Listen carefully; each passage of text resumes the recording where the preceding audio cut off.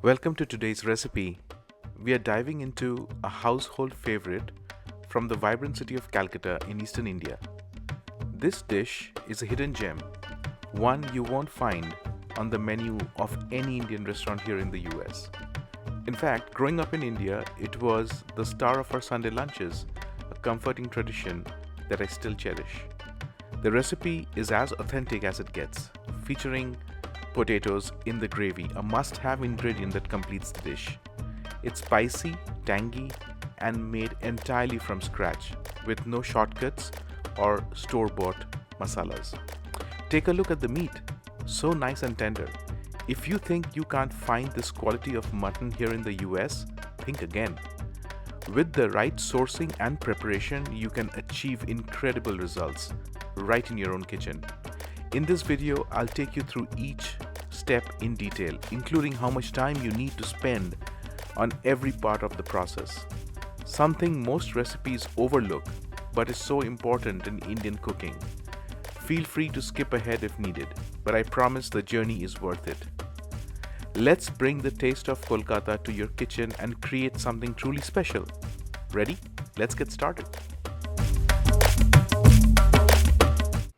I like to get the meat fresh on the day I plan to cook, usually on weekends, mostly Saturdays lunches.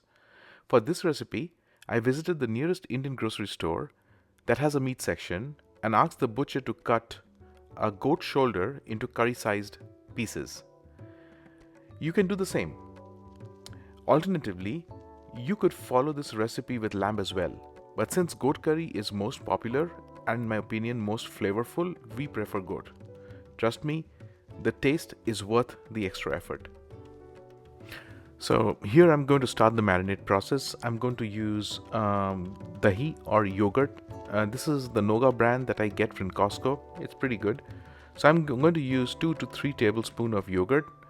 I'm going to add 1 tablespoon of salt, 1 tablespoon of turmeric powder. I'm going to add some red chili powder and I'll give it a nice rub, mix it well, and leave it in the refrigerator for maybe 1 hour, maybe a little more. 1 hour is perfect. Let's go over the ingredients real quick. I have taken 3 Roma tomatoes chopped into fine pieces, 3 green chilies. Now I've taken potatoes cut into half, and this is very essential when you're cooking mutton curry Kolkata style. Then I've taken 3 red onions, again chopped into fine pieces. Red onions is what I prefer to use whenever I'm making Indian or curry dishes. Don't use white onions. So let me show you the whole spices. So I got 6 to 7 green cardamom, 2 to 3 black cardamom, which is absolutely essential when you're cooking mutton or lamb dishes. And then I've got 2 sticks of cinnamon and a few cloves, I think 3 to 4 cloves. Now, this is what I'm going to add to the oil at the beginning of the cook. Alright, now we are ready to start the cook. So heat up the wok, turn on the flame to medium high, pour 3 to 4 tablespoons of mustard oil. Mustard oil is what I prefer when I'm cooking this mutton dish. The one that what I will use is a lot of brands, but I do not use Dabur. Tez is a good brand to use. So once the oil starts to smoke, go ahead and add all your dry spices or the whole spices. Give it a little stir. After you stir the dry spices for maybe 5 to 10 seconds, go ahead and add your onions. Now keep stirring the onions in medium to high heat for maybe 5 to 10 minutes, because you want them to turn a light brown and translucent. You just want to make sure that you get rid of the raw taste of the onions, which is very crucial when you're making Indian curries.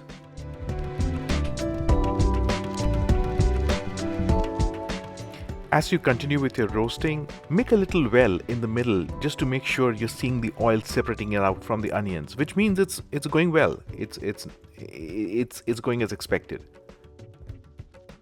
You may also add a little water just to make sure the onion doesn't stick, which is perfectly fine, but don't add a lot of water, just a little. So I've been roasting for a good 15 to 20 minutes in medium to low heat. Now it's time to add a few of the spices. So let's start by adding 1 tablespoon of salt. Again, it's per your taste. and then add 1 tablespoon of turmeric powder. Keep in mind, we already added turmeric when we were marinating the mutton, so 1 tablespoon should be good enough. Add some freshly chopped Thai green chilies. In this case, I'm just using 2 green chilies. Now give it a stir and keep stirring for another 15 minutes. Because the more you stir, the more taste you add to the gravy.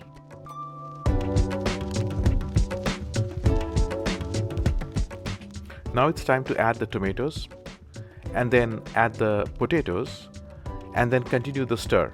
Now, if it feels a little dry in the wok, add a little water. Again, 1/4 cup maybe should be good enough, and continue the stir process again for at least 10 minutes.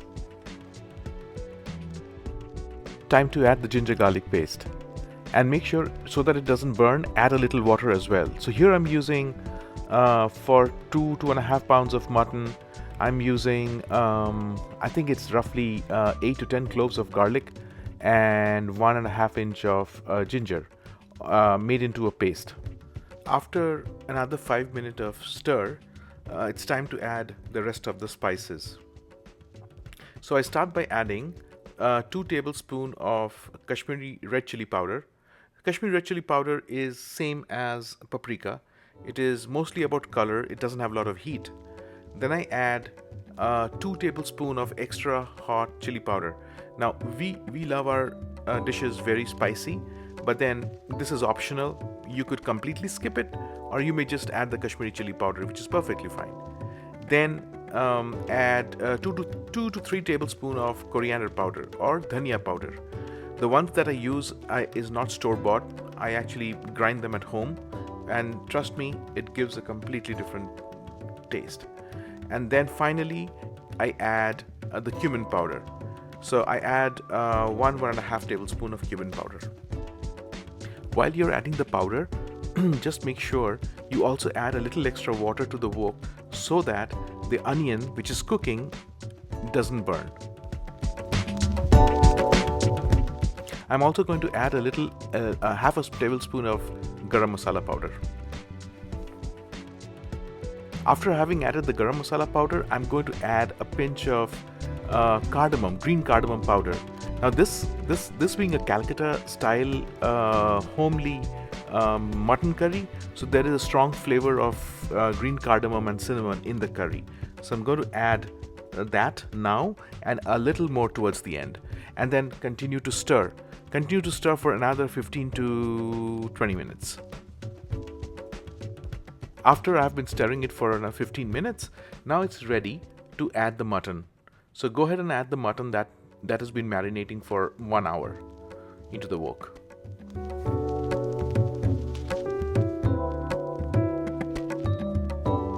Now it's getting closer to the finish line. Everything's been added. Now it's time to just keep adding extra water and cooking it in medium flame for an easy 30 minutes before we add this to the pressure cooker.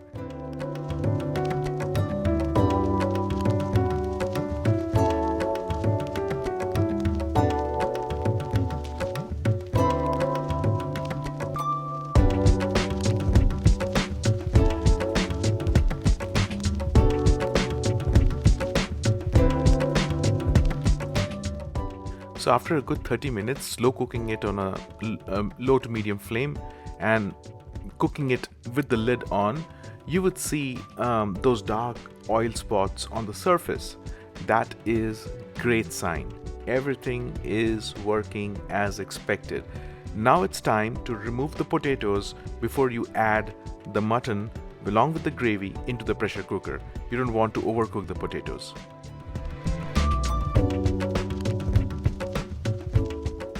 So after I've added the mutton pieces along with the gravy to the pressure cooker, one thing that I like to do is add the black cardamom seeds onto the curry. This adds a beautiful flavor to the curry.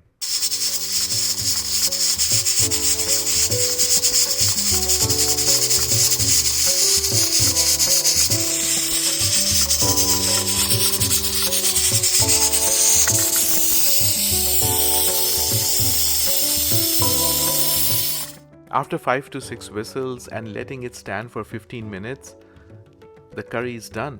It's ready to serve. So look at the beautiful color. Of course, I added Kashmiri Lal Mirch for that nice red color, but it's completely optional. So it all depends on how much spice you can take. Don't forget to add the potatoes back into the curry.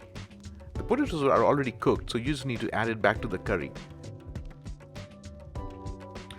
Well, it's time to serve and enjoy this delicious dish with your family.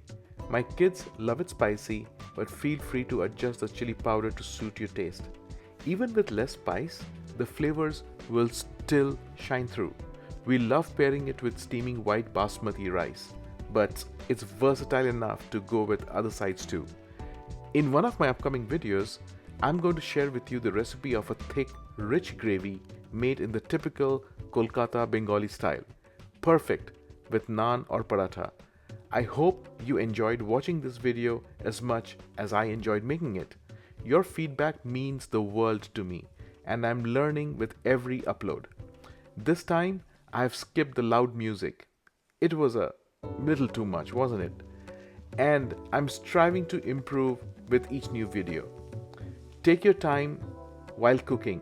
Please don't rush, and you will capture the authentic flavors of this recipe. Once you've made it, let me know how it turned out for you. Until we meet again, eat fresh, eat healthy, eat delicious. Cheers.